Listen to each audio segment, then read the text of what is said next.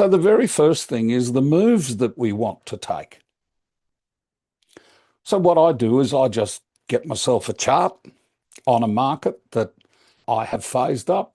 That is, I understand the cyclic structure and where we're up to with the cycles and that the cycles have worked in the past, all that sort of stuff.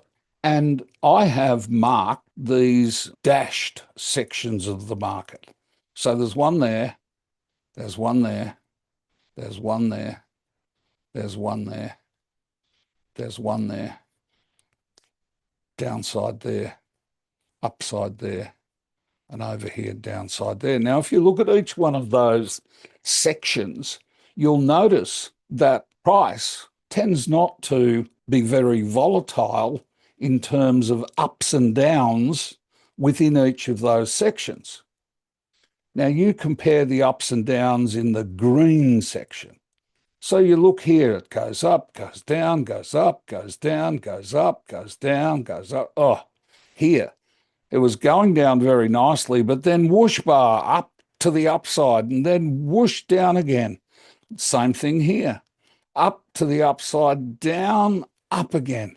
Those big retracements, as they're called, make it hard for my plan to be overly successful.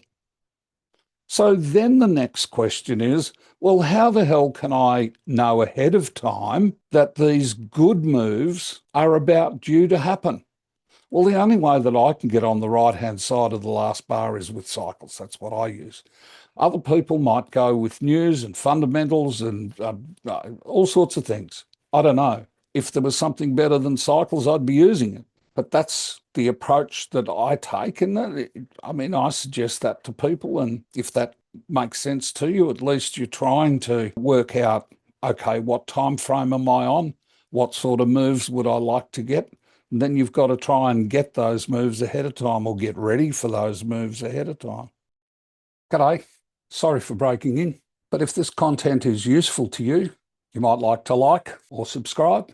And if you want to go deeper, head over to futuremechanics.com. You'll find access to a whole range of things there that you might be very interested in. It's the best place to start your journey into cyclic knowledge.